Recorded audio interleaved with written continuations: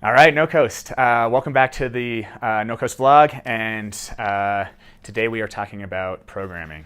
We had a lot of comments and questions on our survey about our programming, and as promised, we are going to dive into this. There are a lot of rabbit holes I can go down here, so I'm going to try to stick to my script and get through this as quickly as I can, because I know it's going to take a few minutes. The first thing I have here is CrossFit's programming definition, okay?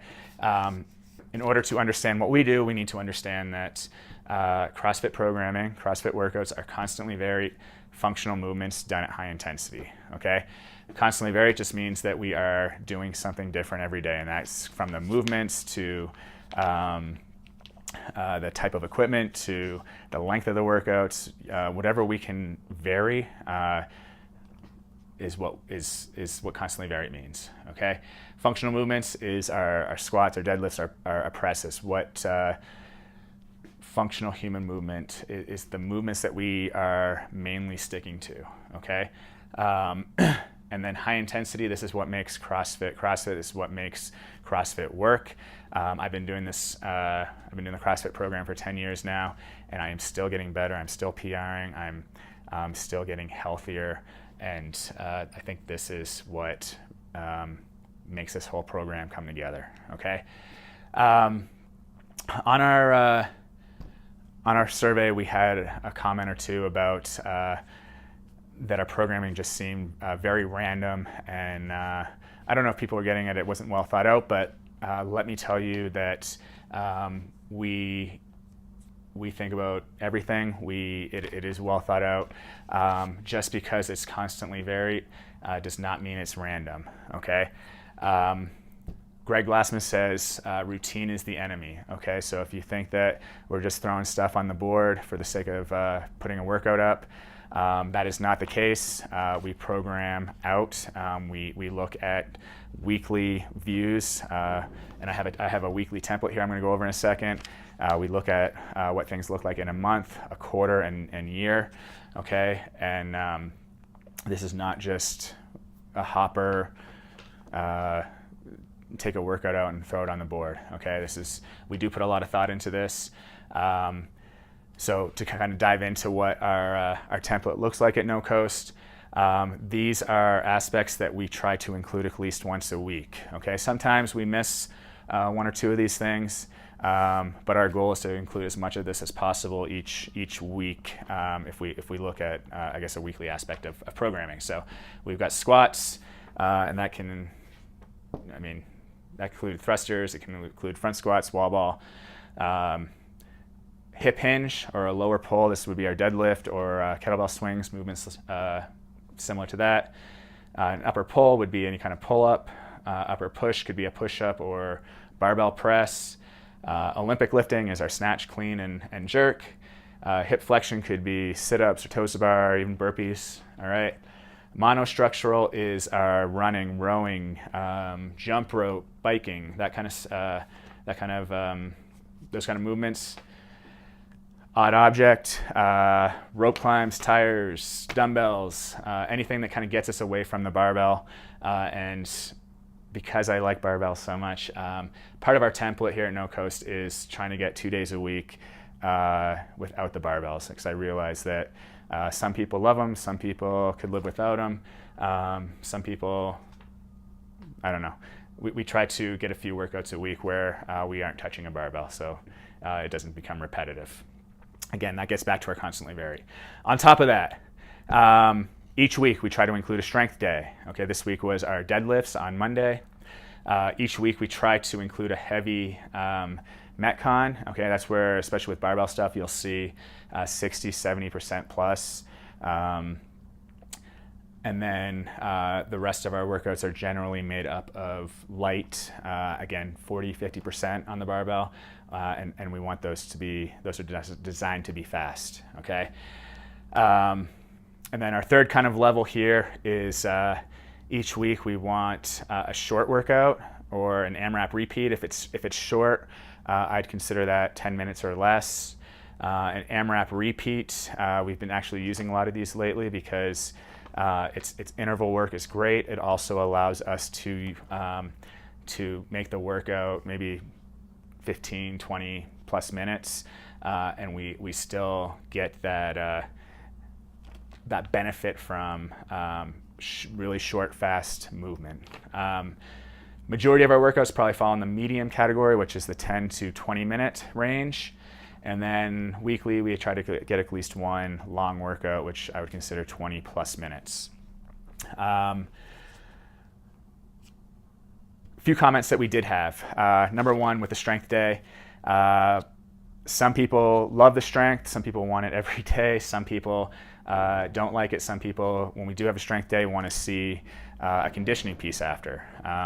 What I will say about this, that will be a mix, okay? Days that I see that strength session taking a really long time, we probably won't have a conditioning piece after it. Also, if we're trying to hit a 1 rep max, we want to dedicate as much time to testing that lift as possible. So again, we probably won't have a 1 rep max. But we will mix in days if we have a 5x5 front squat, or this week we had our deadlift at 10-10, 5-5, 3-3 for reps. We will put something short, okay, for some conditioning. We do want to try to mix some of those combos in every once in a while. But again, that'll be, some days we will have it, some days we won't, okay? Another comment we had was with our short metcons last week or 2 weeks ago, we had a 21-15-9 of deadlifts and pull-ups. Most people were done around 5 to 10 minutes. And a lot of the hour was either just really slow warming up to that, or not really well planned after that. We sat down and we're going to make a much better effort at making sure that we warm up efficiently. We do the workout, and our coaches will have we'll do a better job coaching a cash out or a second piece to the workout on those days. Okay, so something that's 10 minutes or less, and we have that time at the end. Hopefully you've noticed already in some of our classes we've been able to do that cash out as a group and make sure that everybody's getting a good hour's worth of workout. Okay, leading from that, I just want to talk about volume. Again, we had some good comments about why don't we do more strength plus conditioning. Okay, so what we talked about here. And what I will say is we strongly believe that controlling volume throughout the week, throughout a month, throughout the year is important. Okay, number one, for injury prevention, but number two, getting back up to our definition of CrossFit, it's important for high intensity, keeping the intensity up. The more volume we add, the lower, naturally the lower the intensity is going to be. So with the hour structure of our class, we want to make sure that we warm up really well, that we are teaching, okay, the movement or the movements of the day. We are giving plenty of time for movement prep, okay, so that might be warming up a weight to the barbell workout weight. It might be working on handstands or pull-ups or whatever it is, making sure that our body's warm and ready to go for a high intensity workout. And then we also want to make sure that we're giving some time for cool down so that we're not just running out of here and jumping in our car with our heart rate still at 150 beats a minute, all right? This stuff is important. I know that the majority of you guys come in here and you've probably been at a desk most of the day, and for us to ask you to jump right into some heavy back squats without warm-up is irresponsible. And again, that goes back to injury prevention. If we never taught you guys movement, I think that you guys are if you go to a competition, you see some pretty horrible movement, and we don't see that here. I think that allowing our coaches to have that time to teach and for you guys to work on movement has again led to injury prevention and you guys looking really good. So we do feel very strongly that the way that we have our hours set up with this is the most responsible way to keep everybody healthy. And again, our goal is, our long-term goal for everybody is to live a longer, healthier, stronger life. So this strength plus conditioning, like I said up here, every once in a while we will see it, but we do need to be very careful with that big picture. How much volume are we getting weekly, monthly, and yearly? For those of you, okay, we've got, last thing I'm going to go over here is black track. For those of you who do want more strength, have the time for it, we do have our black track, okay? You want more volume, we have our black track, or we have another option of hiring a personal coach, okay, to write some personal programming for you. I'm going to go over our black track option right now. This is meant to be done outside of class, okay? Getting back to my previous point, that 60-minute session, we do not want to cram that with extra volume. If you have the time to do this after class or before class, talk to me. We can talk about extra programming for you, okay? But the idea here is that you are comfortable with the movements, okay, and doing these by yourself, and that you have the time to do it, okay? When I say you have the time, obviously this means that you have the time, say on Monday, to do the 5-3-1 squats, okay? But not only do you need to have that time, we also have to be disciplined enough to have the time to get enough sleep, get enough mobility, and have our nutrition dialed in. Okay, those are really important pieces as far as recovery goes. If we are going to add more volume, we need to add more recovery. All right.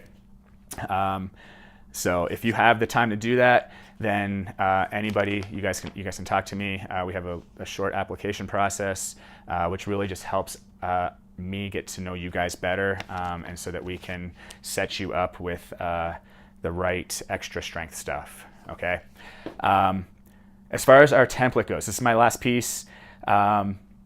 Sundays, we have our gymnastics class with Ian. That's at 10 o'clock. Okay. Mondays, right now, we have a 5-3-1 squat. Tuesdays, we have gymnastics programming as well as Olympic lifting. Wednesdays is our 5-3-1 press. Thursdays is threshold training. Fridays, 5-3-1 deadlift. And then Saturday at 10:15, we have our Ole class. Now that Candy is no longer with us, I will be taking this class over.